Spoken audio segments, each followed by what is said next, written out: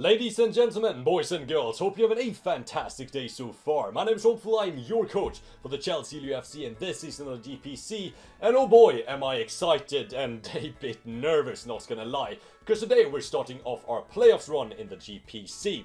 We actually managed to finish off as the #1 ranked team going into playoffs, which is awesome. Which means that we get to face off against a lower ranked team going into playoffs, but that should by all means say nothing about our opponent. You know, they could be like Gypsy King or Pokemon God or I don't know, Isaac or something like that. Doesn't really say anything, just means that they finish off with a bit of a worse record than us. And we actually get to face an unfortunate opponent again, and by unfortunate I don't mean that we were unlucky versus them. Unfortunate, by the way, that we get to face off against Young Metro and his Manchester Espers.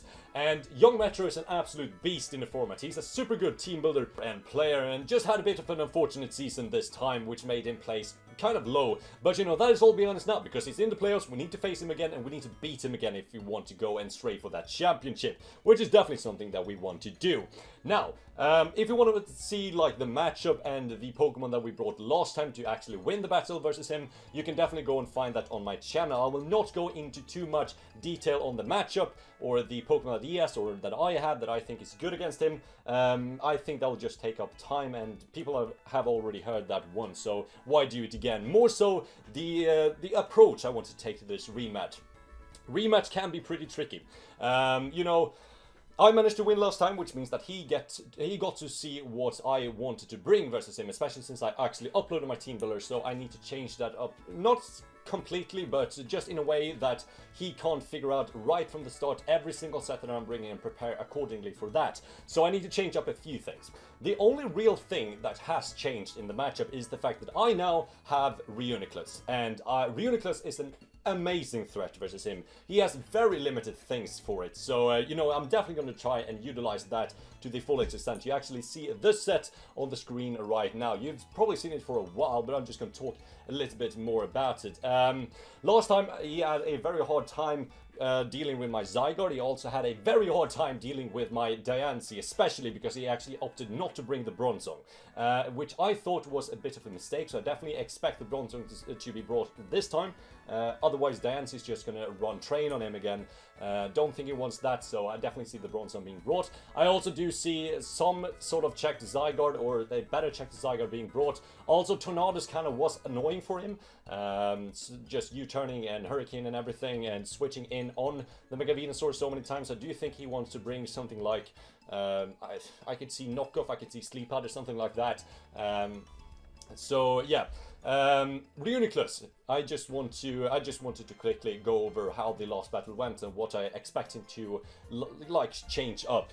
But Reuniclus is actually here because of those reasons, because I do feel he will take a more defensive approach this time, and Reuniclus will capitalize on that, because I'm bringing a very physically bulky Calm Mind Reuniclus, which can just devour his team as soon as I do 3 things. When I have dealt with the Crocodile, when I have busted the disguise on Mimikyu, and when I have revealed the item on the Infernip, this Reuniclus will win the battle. That is the main goal of the team.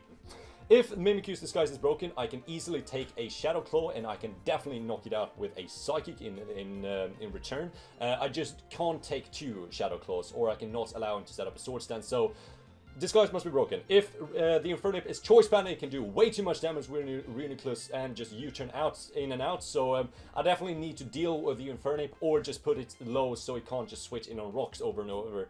That is definitely something I need to keep in mind. And last but not least is Crocodile. Crocodile can be annoying for my Reuniclus. I definitely can take it out with like a +1 or +2 Signal Beam, and I have the Cobble Berry for it, but you know, just not having it around to have to worry about it would definitely be very useful, or just weaken it a bit. So Reuniclus, the main goal with this set is to Calm Mind up on one of his defensive Pokemon, something like the Bronzong or the Mega Venusaur.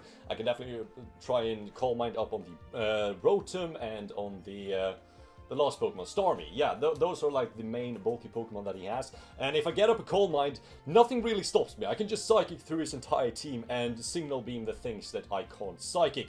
Well, you might say that I can't really touch the Bronzong. That is true, but the thing is that Bronzong can't really touch me either, so I can just calm mine up to +6 and then just start going ham on his team, which is the main goal. Now, Reuniclus, I need to play very carefully with this. I can switch in on some attacks, but I don't just want to throw it in and waste it, because this is definitely going to be my win con. Next up, we got ourselves the Zygarde, and Zygarde is not rocking the choice band set that I brought last time. This time I actually opted for a Dragonium Z set, and I did this for 2 reasons.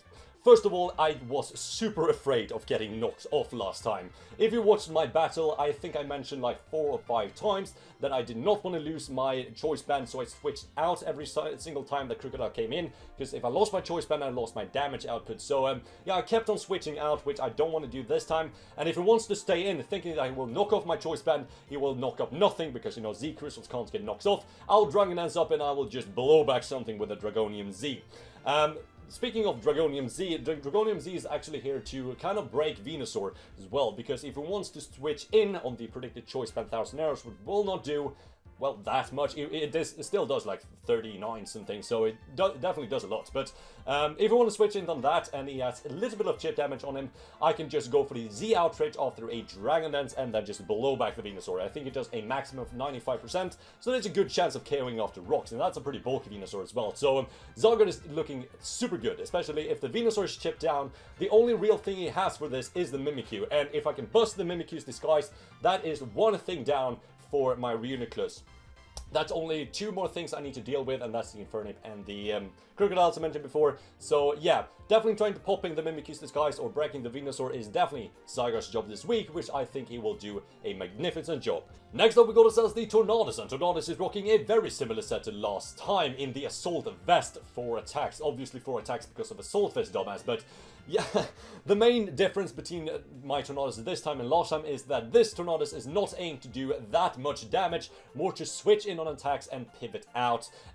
You can see that I am way bulkier than last time with a bunch of EVs in every single stats, and that is to take hits that you can see on your right. I do also have the knockoff this time, and knockoff is going to be very important for chipping down the bulky Pokemon, especially if I can knock off the Bronzong. That's not going to be a switch in into Diancie that many times, because Bronzong does have some really good defensive stats, but switching in on rocks and Diancie hits is not going to be pleasant for it. So Tornadus is a very important Pokemon, and I do really feel like it will be important this week. Next up, we got ourselves the same set as last time. We're rocking a very defensive Vaporeon just to switch in on Crocodile. Nothing to really say here. Scald, Wish, Protect, and Heal Bell. Kind of standard Vaporeon stuff, just max defense to switch in on Crocodile, because we do have that nice natural special defense stats at base 95. So, you know, Vaporeon's main job is to switch in on those physical attacks, maybe tank 1 or 2 hits, and then wish up the other Pokemon on the team.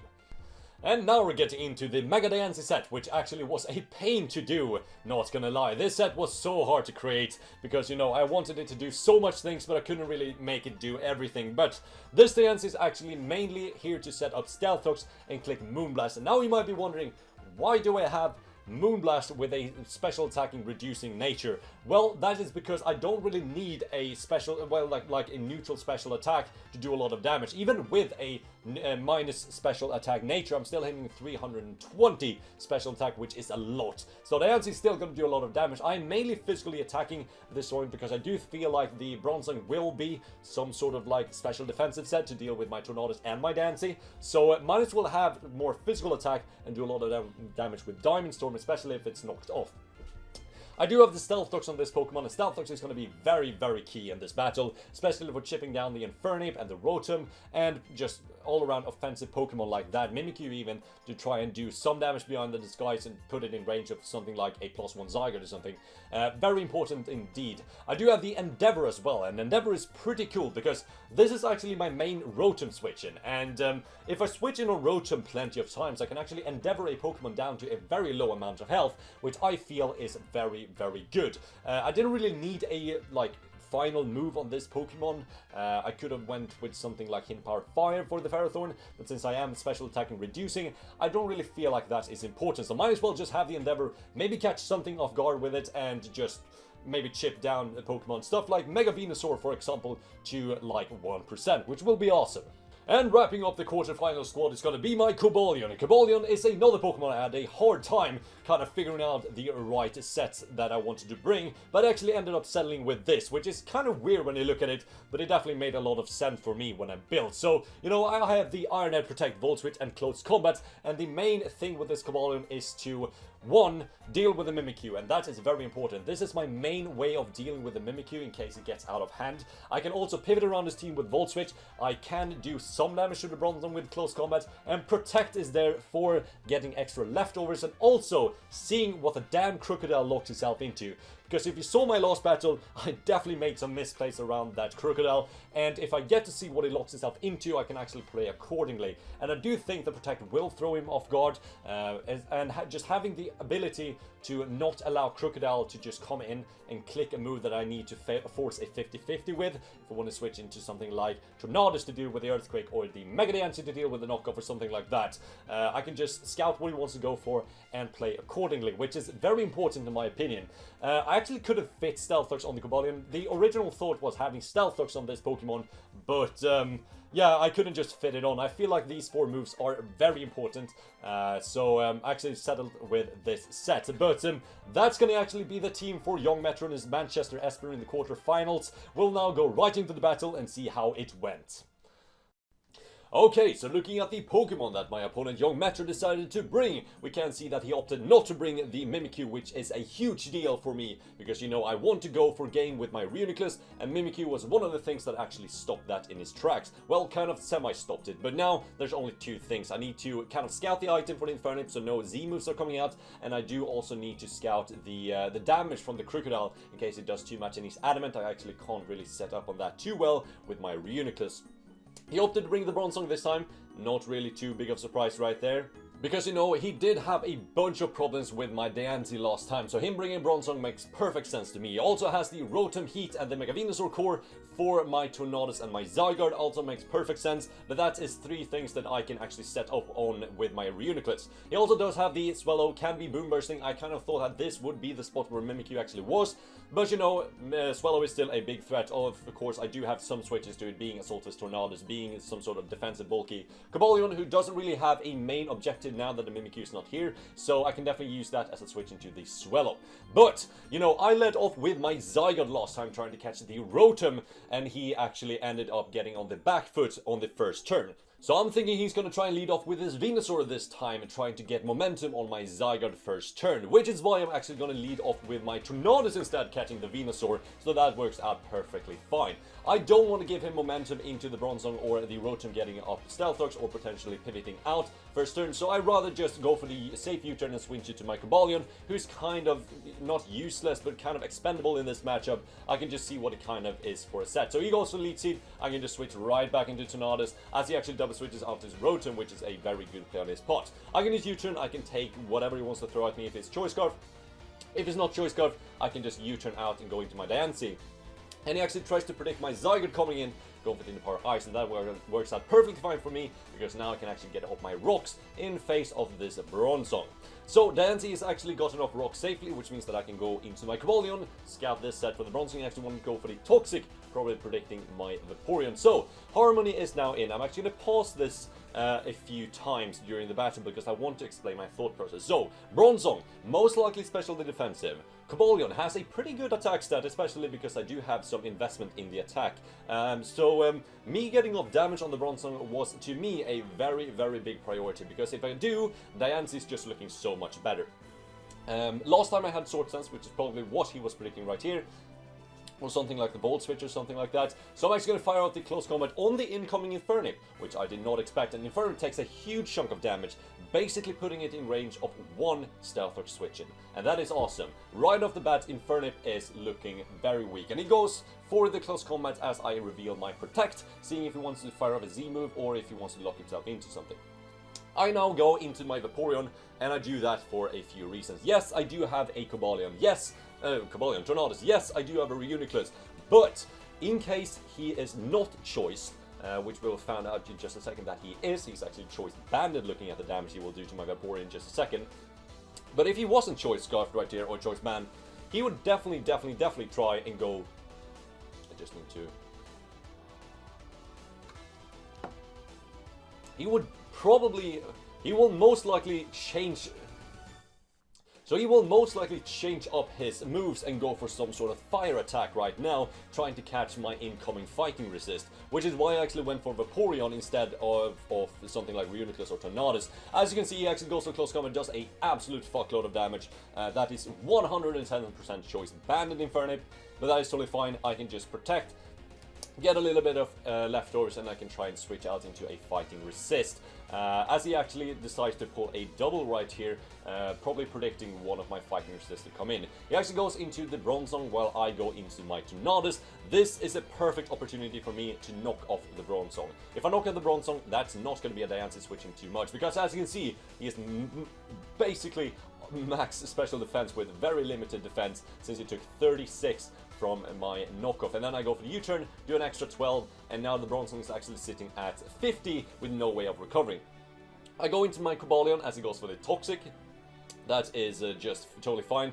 Cobalion is, I said, pretty expendable, so I can just throw it in whenever I feel uncomfortable with a matchup, as I did right now. I don't know if he wants to go for Toxic or the potential of Earthquake to catch my Vaporeon, so I'm just going to go into my Cobalion as he goes for the Toxic, and that gets blocked. I can just Volt Switch into my Vaporeon now, trying to figure out if he has Earthquake or something. He actually reveals Psychic, which is a interesting coverage move on the Bronzong. I do get a special defense drop, and that actually matters. Now here's the reason. With the Speed F drop, I'm actually in range from another Psychic. I don't know if he knows that, but I'm actually gonna have to protect right now. Luckily for me, he doesn't actually switch out. That could have been super bad if he actually did.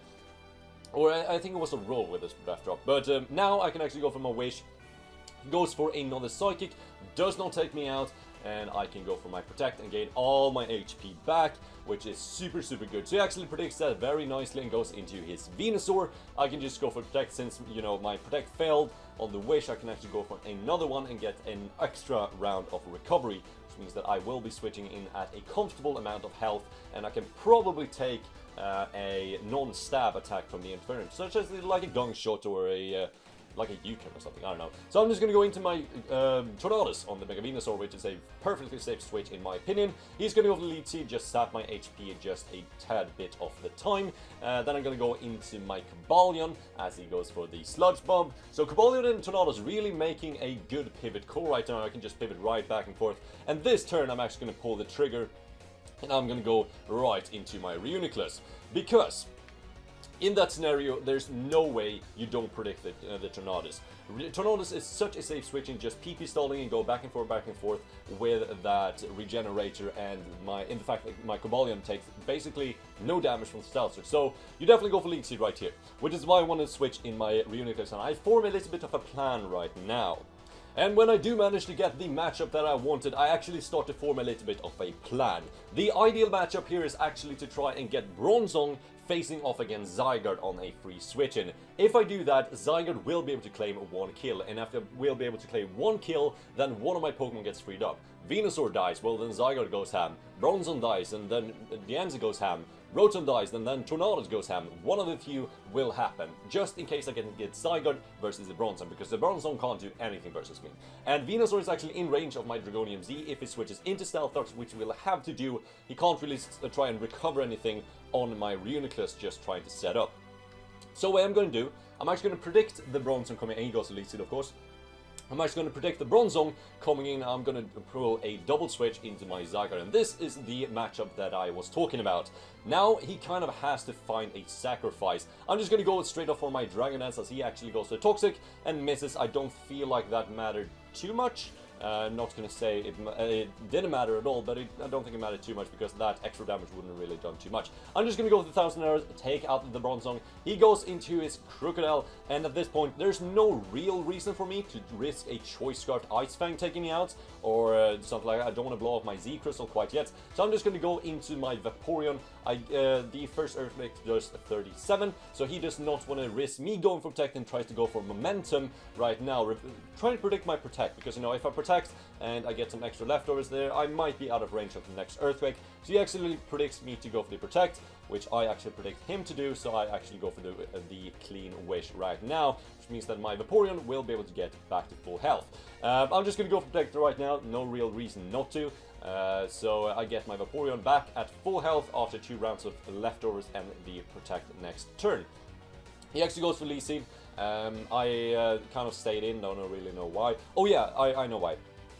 Why would you go for Giga Drain when I have a Tornadus and a Cobalion full health? So you will either go for Sludge Bomb right here, which I'm totally fine by my Vaporeon just staying in on. I can take so many of those, or I can switch into my Cobalion, which is just, it's gonna do nothing because, you know, I'm a Steel type. So there's no real reason for you to go for Giga Drain. There's more reason for go for Sludge Bomb or the Leech Seed, which is why I want to go for a Wish right here and try and get my Tornadus back at full health on the Mega Venusaur. So he actually goes for Leech Seed. Kind of matters in a way, because not really, because, you know, he hits this one, so he will be able to get back the HP that he basically lost. He will be able to get 7% more, which I don't really feel like matters. He's still in range of the +1 Z move from my Zygarde. So now Tornadus is in, and Tornadus is actually at full HP, so I can just go for the U-turn apparently, because I thought it was this turn where I actually go for the Hurricane. Apparently not so, because Venusaur just has Bolts of Steel and staying in on my Flying type over and over and over.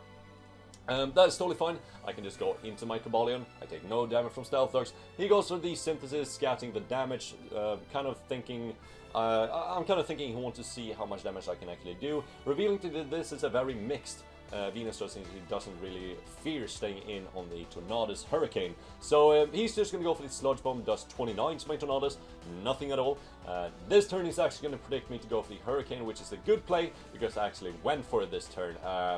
The Rotom is actually at just over health of getting killed from the Stealth Dogs, which is no bueno, but you know, I'm just going to U-turn out as he actually goes into Venusaur, which is my second opportunity to go into my Reuniclus, and now the Bronzong is dead, so I can just go for a Calm Mind. He actually goes into the Rotom, revealing to be a Ayapapa Berry, which is very good news for me, because now there's no way that he can trick me or do any sort of those shenanigans, so I can just start Calm Minding up in this Rotom space, and there's absolutely nothing he can do. He goes with Discharge, trying to get a Para, he doesn't get it. I can just go and recover up to full HP, and I'm just going to go for a Psychic this turn. I could have Calm Minded up again, I don't really see the reason to, because, you know, if Crocodile comes in and tries to revenge kill me, as he does right now, I can just pop up my Cold Berry, eat that hit up, and fire off a single beam, which should take out the Crocodile after 2 rounds of Stealth Dogs, but I get like the lowest roll possible, which is kind of unfortunate, because I know that now the Crocodile is in, and I don't really want to stay in with my my Reuniclus. So I want to scout now if the Crocodile is Adamant or Jolly. Turns out it's actually, I'm thinking he was Adamant. I haven't spoke to Metro about the nature of the Crocodile, but I do feel like it was Adamant, because it did 50.4, and I do feel, I do think that the max roll should have been 49.5, I think, was the thing that I was scouting for. So I think this is an Adamant Crocodile, which means that I do not want to stay in. I can just go safely into my Zygarde again, because, you know, we can't knock off any Z Crystals, so I can set up a Dragon Dance, take it out with an E-Speed, and then just blow something back with a Dragonium Z, which is basically what I'm going to do at this point. Dragon Dance comes out, I'm just going to take this out in E-Speed, don't really need to set up another one. Since I am faster than pretty much everything on his roster, he goes into his Venusaur. I can just click my Z move right now. He makes a good play, scouting with that, going into his Rotom. That Rotom is going to be so dead, let me tell you. Oh my god. Good night. Just killed like 4 Rotoms. And now he's going to go into his Mega Venusaur again, because he knows he can take a hit. Which is why I actually want to switch out, go into my Reuniclus as he goes for the Synthesis, and now the process is basically going to repeat itself. He actually goes hard into his Infernape, which has been lurking in the back ever since he switches in on that close combat. I'm just going to go for the Recover, go into my Zygarde. Zygarde is very expendable at this point. If he doesn't KO me for some reason with a Flabber's, I can take it out with an E-Speed. But, you know, Zygarde actually goes down, so well-fought battle for Zygarde. Infernape also goes down to the Recall. This is just looking very good for me, because I have 5 Pokemon. Tornadus has an amazing matchup. Reuniclus kills everything at this point. Diancie kills everything at this point with the ship on the Venusaur. Misses the first Hurricane, which is kind of unfortunate. He goes for the Sludge Bomb. Does absolutely nothing. I go for another Hurricane. Does 71 to the Venusaur, which is a lot. Goes for another Sludge Bomb. So, you know, Skywards is just staying at a very low HP, but I actually managed to pick up the KO on that Venusaur with a Dark Pulse. Last but not least is a Swallow. Can we do it? I actually outspeed it, which means that he's modest. I knock off the Choice Specs. This is looking very good for me. A Swallow without a choice specs is not that powerful. I can just go into my Reuniclus, take no Stealth Looks damage, take the Boom Burst even with a crit, and finish him off with a Psychic. And that's going to be our quarterfinals battle versus Young Metro and his Manchester United. And oh boy, was that a close battle. The score doesn't really talk or speak for how well the battle actually was. It was a kind of a close one. I want to say GG to Metro. You had an amazing season. I am definitely looking forward to the semi-finals, which we will go into in just a second. But yeah, that was a well-fought battle. I do feel like Reuniclus really pulled its weight. So glad that I actually managed to pick this up. And without further ado, let's go right into the semi-finals. Alright, so it is semi-finals time versus my man Isaac and his Evergrande Empoleons.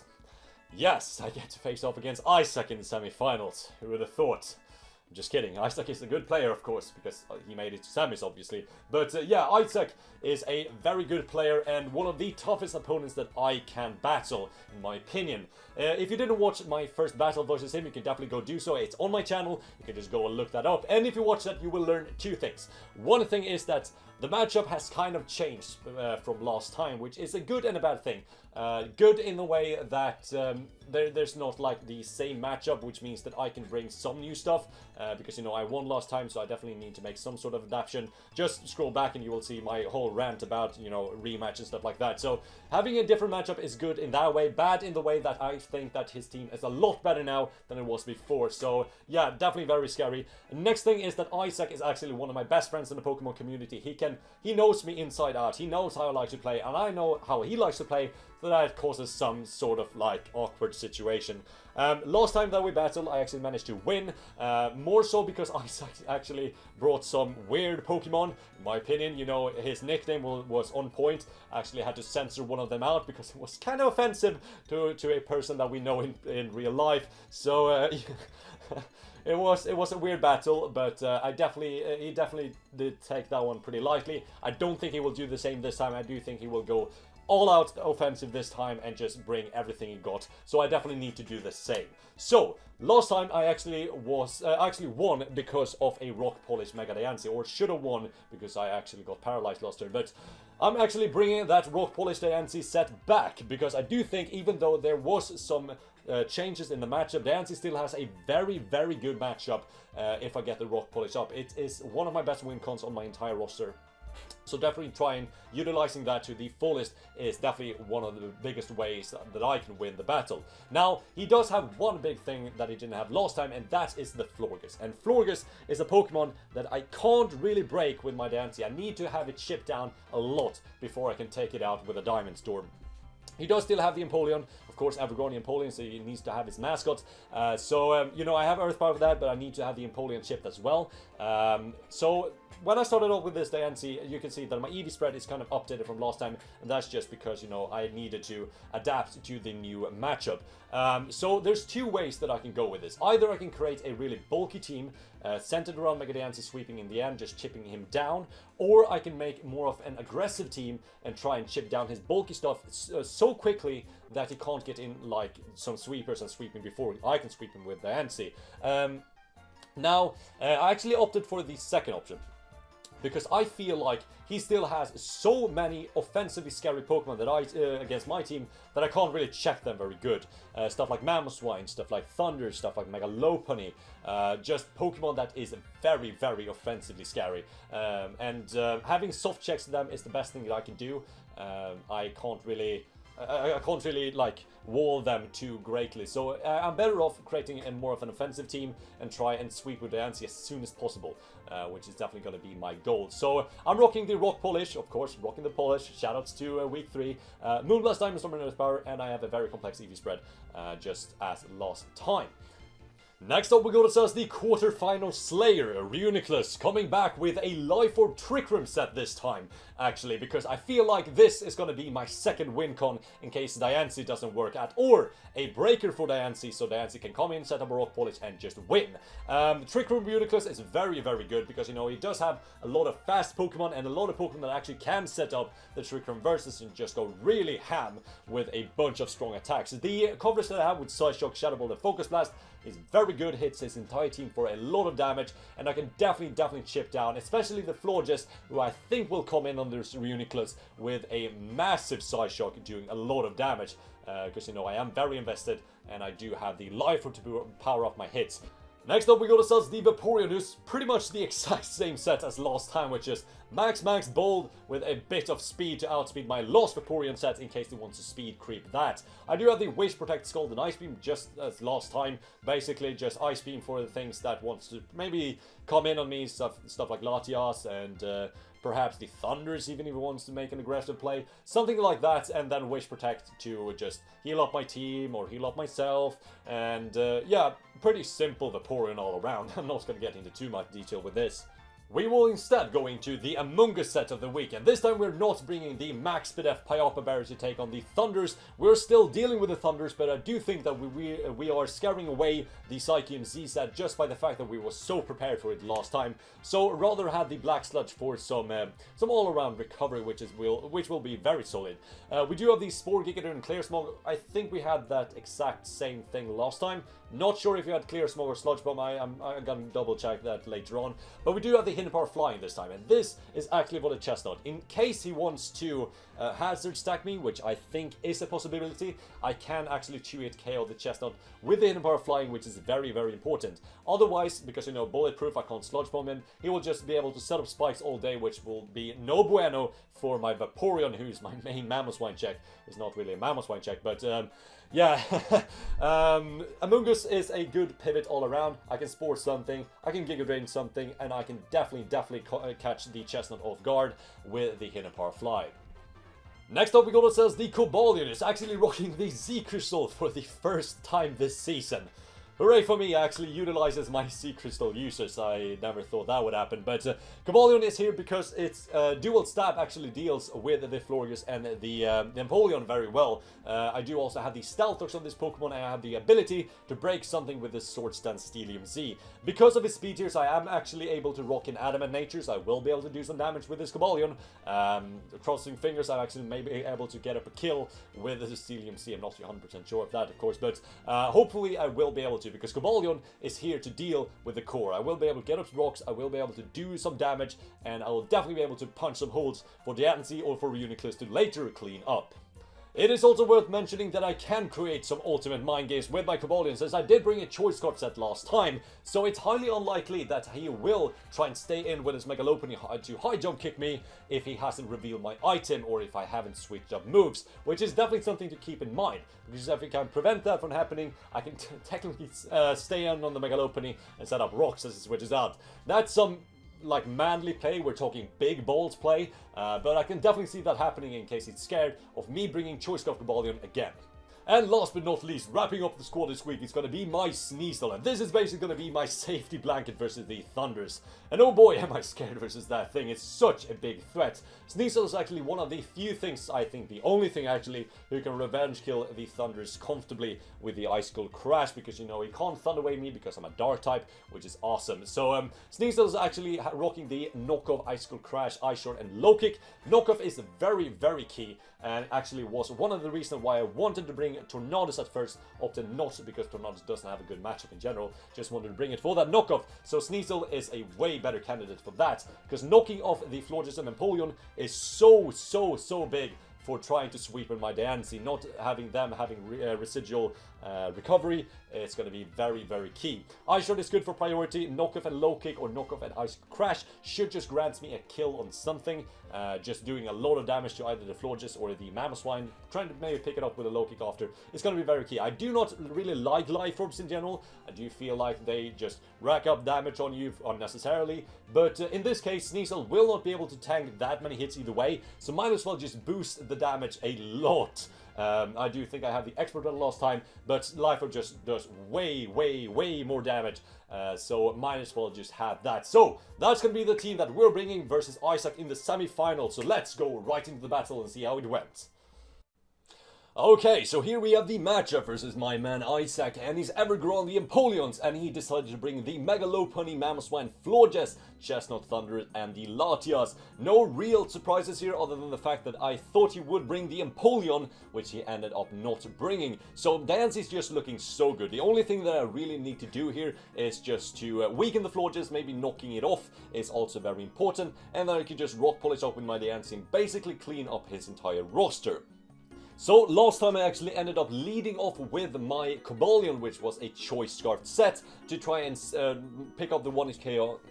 So last time I actually led off with my Cobalion trying to pick up the 1-hit KO on the Mamoswine or the Megalopunny, which is actually what I'm thinking that he will predict this time. And if he wants to counter lead the whatchamacallit.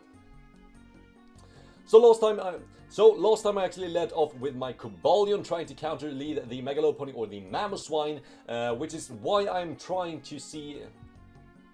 So last time I actually led with a Scarf Cobalion trying to counter lead either the Megalopunny or the Mamoswine, which is why I can see him leading off with a Chestnut trying to counter lead my counter lead. So with that all being said, I actually decided to lead off with my Diancie, which end up backfiring like crazy because he gives no fucks at all or predicts my prediction of his prediction and goes with the Mamoswine, and I'm already in the back. And looking at Isaac's team, it is very offensive. It's way more offensive than I actually thought he would bring, which means that I need to get momentum back. Momentum is going to be very important in this battle, especially since the player with the momentum is most likely going to be able to break down the opponent's wall core first and be able to set up a sweeper and win. So, you know, I need to try and get momentum back from that horrible lead as soon as I can. I can't do it right now, even though I am predicting him to go for the Stealth Dogs or something to take out my Vaporeon. I cannot risk that. Dancy is definitely my sweeper. He actually predicts my Vaporeon nicely, goes for the knockoff, reveals to me that it is a Life Orb Mamoswine, which is good information. I'm just going to go for the Wish. I need to keep this Vaporeon healthy in case I want to switch it into the Mamoswine again, which I cannot do at the current state of health. So, in comes the Thunders, and this is very scary.